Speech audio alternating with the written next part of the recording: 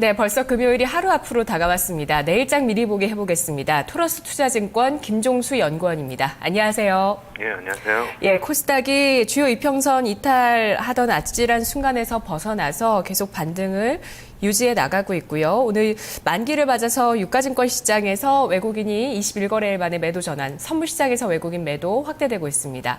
국내 변수 내일장 어떤 거 있을까요? 예. 오늘 장에서 나타난 것처럼 여전히 좀 시장은 모멘텀이 좀 부재한 그런 모습입니다.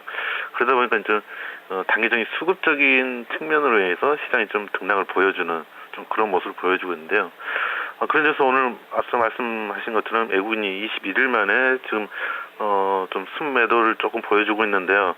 그래서 이제 정가의 또 프로그램 매매로 또 좀 이게 전환될지 어떨지 모르겠습니다. 중요한 것은 외국인의 어떤 매수가 상당히 좀 많이 얕아졌다라는 부분이고요. 이게 내일에도 계속된다면 역시 좀 단기적으로 좀 부담용이 된다라고 봐야 될 것 같습니다.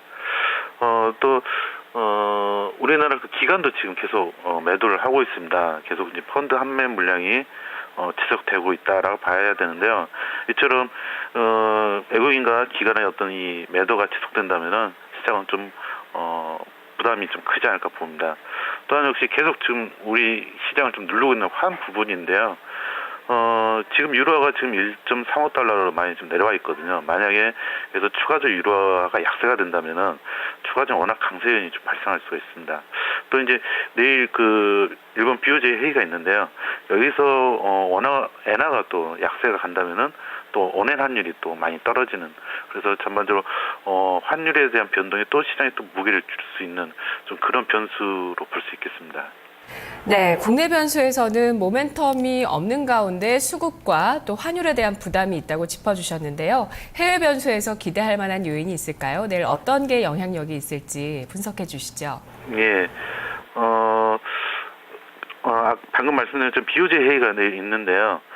전반적으로 지금 시장 컨센서스는 현 정책 기조를 유지하지 않겠냐 보고 있습니다. 지금 일본은 아시겠지만 소비재 인상 영향으로 인해서 지표들이 일부 좀 안 좋은 모습을 보여주고 있는데요. 그러나 일본 통화당국은 역시 전반적으로 경기가 좀 꾸준히 회복되고 있다라는 그런 인식을 갖고 있습니다. 특히 4월 핵심 물가 지수가 3.2% 급등하면서 지금 인플레이션이 좀 확인해지고 있거든요. 이런 상황에서 일본이 통화 정책을 신중하게 가져갈 수밖에 없습니다. 그렇게 된다면은 일부 우려하는 것처럼 내일 BOJ 회의가 있지만은 이게 이제 추가적 엔화 약세로 가지는 않을 거다. 그래서 지금 환율에 대한 부담은 그렇게 크지 않을 거다라고 볼 수 있을 것 같습니다. 그다음에 내일은 또 중국 5월 주요 경제 지표들이 대거 발표되는데요. 지금 시장 컨센서스는 전월과 비슷하거나 소폭 조금 반등하는 그런 모습입니다. 최근 제조 PMI 지수 등이 좀 약간 좀 예상보다 좀 좋게 나오면서 실물 경제 지표도 좀 터닝하지 않겠냐 기대가 없지 않아 있는데요. 전반적으로 보면은 계속 좀 바닥을 좀 확인하는 그런 흐름이라고 볼 수 있을 것 같습니다. 그러면서 최근에 중국도 이 정책 기조가 약간 변화되는 그런 모습을 보여주고 있거든요. 그래서 통화 정책도 기존에 좀 신중한, 좀 적극적인 그런 스탠스에서 이제는 좀 완화적인 그런 스탠스로 전환하고 있고요. 성장을 역시 중요시하는 그런 정책 당국자의 발언도 나오고 있습니다. 그렇게 본다면 중국 경제 지표가 오히려 약하면 약할수록 더 이 정책적인 변화 스탠스에 대한 기대가 내일 시장에 좀 반영될 수 있지 않겠냐 그렇게 보입니다. 그리고 특히 미국 5월 판매가 발표되는데요. 시장 컨센서스를 조금 상회할 가능성이 높습니다. 전반적으로 미국 자동차 판매가 좋았고요. 미국 소비가 지금 꾸준히 좀 회복되고 있기 때문에 전반적으로 내일만 본다면은 미국 증시는 다소 조금 긍정적인 흐름을 이어갈 것 같습니다. 네, 미국의 자동차 판매 같은 경우는 9년 만에 지금 최고치를 지난달에 보여줬었고요. 또 중국의 지준율 인하 범위가 엊그제 또 늘어났던 소식들, 앞으로 정책이 좀 더 완화적인 정책으로 나오면서 증시에 도움될 수 있는 부분들 좀 기대를 해본다고 말씀해 주셨는데요. 내일 증시 전망하기 전에 외국인에 대해서 좀 여쭤보도록 하겠습니다. 오늘 유독 증권가에서는 ECB의 정책 을 보면서 또 그리고 최근에 그 올 초부터 계속 신흥국 쪽의 일부 국가들의 랠리 이런 것들이 글로벌 자금이 그쪽으로 신흥국으로 들어오는 열풍이 일어나고 있다라고 분석을 하면서 우리나라 같은 경우도 좀 상대적으로 시티그룹에서도 지금 저평가돼 있는 국가로 분석을 하더라고요. 그런 측면들 때문에 외국인이 좀 앞으로 길게 큰 규모로 매수할 수 있는 가능성이 있다라는 기대를 하는 분석들이 오늘 좀 많이 나왔거든요. 연구원님 의견 어떠십니까? 예, 기조 면에서는 거기에 대해서는 동의를 합니다. 근데 그 시점이 지금이냐라는 관점을 본다면은 저는 조금 빠르지 않냐 생각을 합니다.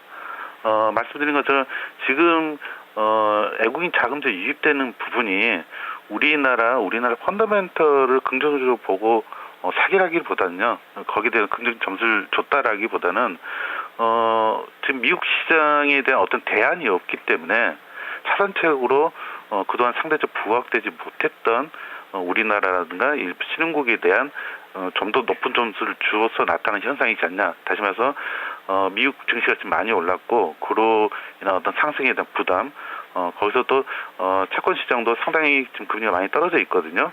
그러니까 미국에서 어떤 투자에 대한 선택 대안이 없다 보니까, 차선책으로, 순환매 차원에서의 일부 펀더멘트 우량한, 우리나라나 일부 신흥국으로 지금 자금들 일부 좀 가는 부분이 아닌가 생각을 합니다. 그래서, 지금 분석에서 나온 것처럼 기조적으로 이제, 신흥국이라든가 이런 국가에 대해 산다는 그 기조는 큰 맥락은 맞지만은, 그게 지금 추세적으로 지금 시작된다라고 보기는 아직 좀 이른 게 아닌가. 아무래도 미국이 이제 좀 더 시장 기대와는 달리 좀 더 3%의 어떤 빠른 성장을 계속하고 우리나라도 수출이라든가 내수가 터닝하는 게 좀 확인해지면은 그때 들어오는 외국인의 매수세는 바로 그런 펀더멘털에 입각한 그런 순매수가 아닌가 그렇게 보입니다. 예, 알겠습니다. 자, 펀더멘털이 좀 더 뒷받침이 돼줘야 된다라는 의미를 말씀해 주셨는데요. 내일 증시 전망해 주시죠. 어떤 전략 필요할까요? 예, 일단 미국 5월 수원 판매가 좀 좋을 것 같아서요. 미국 증시가 내일은 당기지만은 좀 좋은 모습이 나타날 것 같습니다. 이제 그런 모습이 있고 또 중국 지표도 그렇게 우리 시장에 큰 부담을 주지는 않을 것 같습니다. 그래서 내일 하루만 본다면은 시장은 좀 나쁘지 않을 수 있다라는 생각이 듭니다. 그렇지만 역시 지금 큰 맥락에서 본다면은 아직까지는 국내 펀더멘털에 대한 신뢰가 그렇게 높지가 않습니다. 그래서 여전히 미국 증시 힘입어서 장 초반에는 조금 좋은 모습을 보여주더라도 역시 이 모멘텀이 부재한 흐름들이 계속될 것 같고요. 그에 따라서 외국이라든가 기관의 어떤 매매에 좀 시장이 계속 좀 등락을 보여주는 좀 그런 모습 나타날 것 같습니다. 그래서 시장 대응은 역시 좀 단기적으로 갈 수밖에 없지 않냐 생각이 듭니다. 네, 알겠습니다. 말씀 고맙습니다.